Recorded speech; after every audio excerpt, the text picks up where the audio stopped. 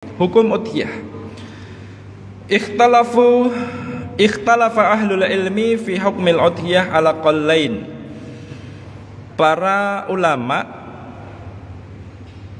berbeda pendapat di dalam masalah hukum udhiyah, terbagi menjadi dua bagian. Yang pertama mengatakan wajibatun alal muassar. Ya. Yang pertama mengatakan adalah wajib bagi yang mampu, bagi yang dimudahkan untuk berudhiyah, maka hukumnya wajib.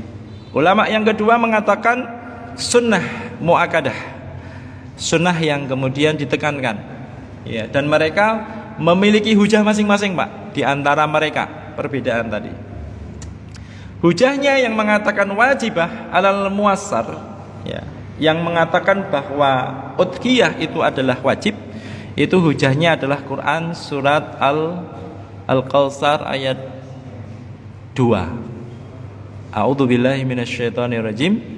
Inna a'tayna kal kautsar fasholli lirabbika wanhar inna syani'aka huwal abtar. Ini dalil yang digunakan oleh yang mengatakan wajib. Ya, jadi fasolli. Nah, solli, sholla, yusolli, solli itu maknanya kalau dalam bahasa Arab itu fi'lul amri.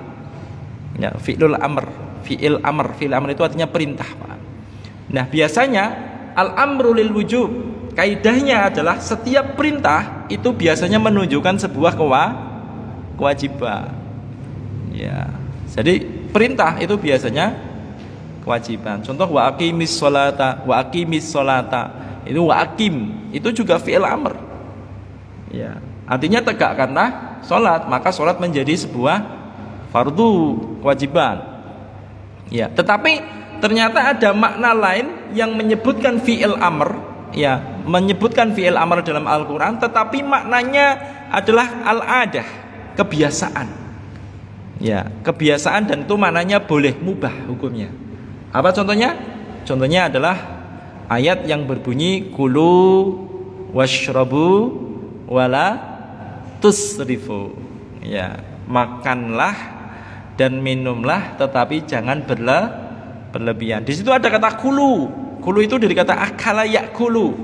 Kul karena jamak menjadi kulu. Artinya makanlah. Itu kata perintah, Pak. Apakah kemudian makan itu wajib hukumnya? Enggak. Ya, ini perintah tetapi mengatakan ada, menunjukkan ada atau kebiasaan. Sebagai manusia ya makan, ya minum, tidur gitu, Pak. Menunjukkan begitu. Nah, sama di sini di dalam Sahih Fiqh Sunnah, Syekh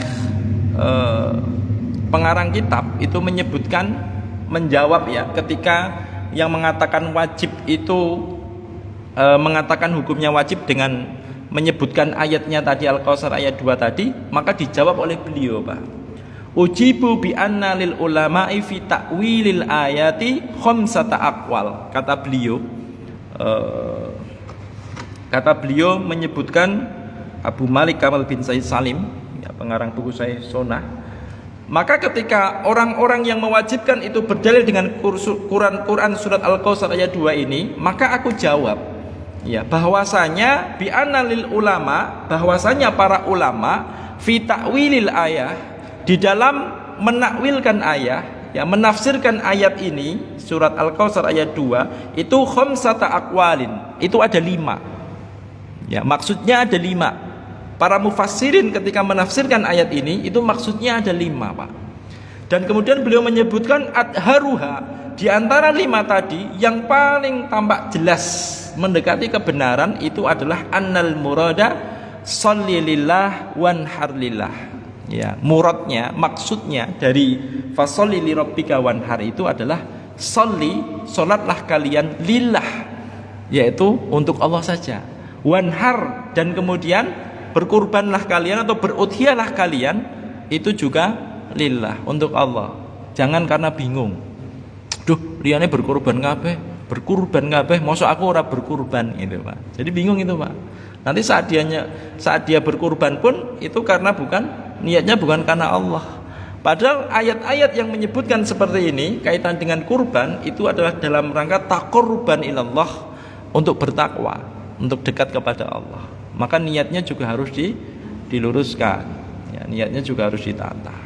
Ini argumentasi pertama, ya, argumentasi pertama. Sebenarnya ada 5 kurang lebih argumentasi dari yang mengatakan hukumnya wajib, ya.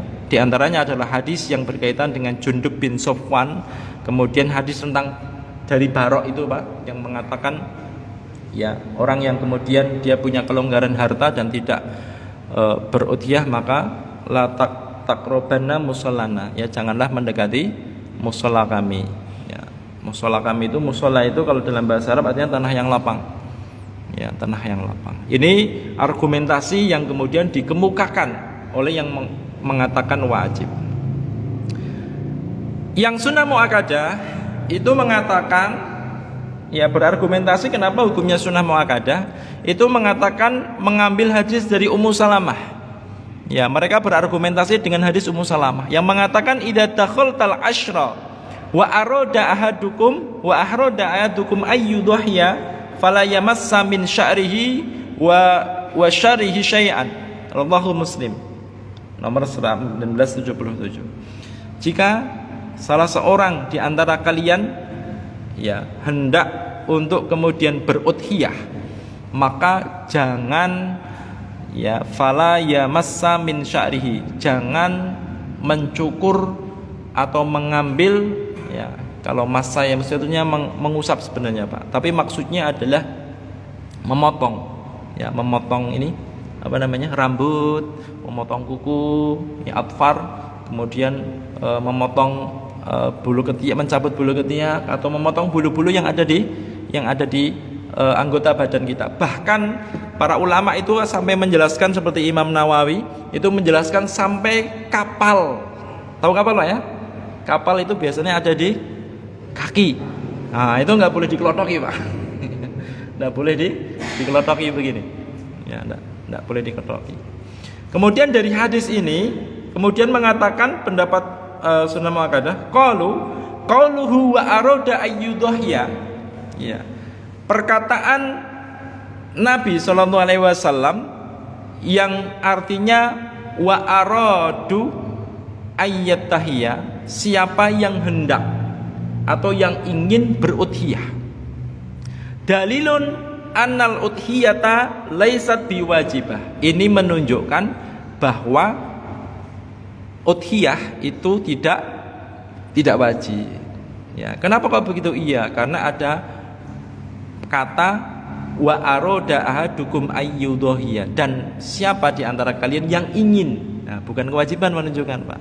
Karena di situ disebutkan aroda. Aroda itu artinya ingin, hendak. Ya, bukan wajib.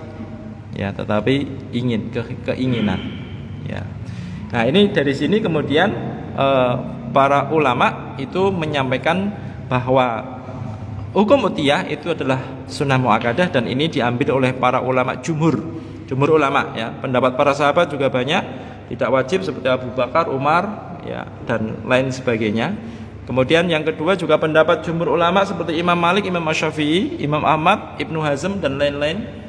Dan yang berpendapat wajib pun itu wajib jika dia itu memiliki kemampuan, ya, jika memiliki kemampuan. Jadi pendapat jumhur ulama yang tampak di dalam kitab-kitab mereka itu hukumnya adalah sunnah muakkadah. Di dalam Sahih Fiqih Sunnah disebutkan qultu, ini kata pengarang, berarti Abdul Malik bin Zaid Salim mengatakan alladzi yudharu anna adillatal mujibina laysat qawiyyah fid dalalah 'alal wujub, ya.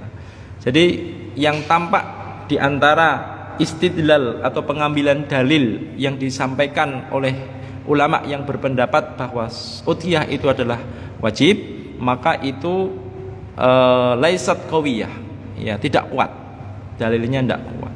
Oleh karena itu wa alaihi, berarti atas sunnah muakkadah ini fal qaulu sahabah wa jumhuru ahlul ilmi, berarti yang dikuatkan adalah yang rajih itu adalah hukumnya sunnah muakkadah sebagaimana perkataan para sahabat dan jumhur para para ulama. Ini ada di dalam Sahih Fiqh Sunnah jilid yang kedua halaman 334.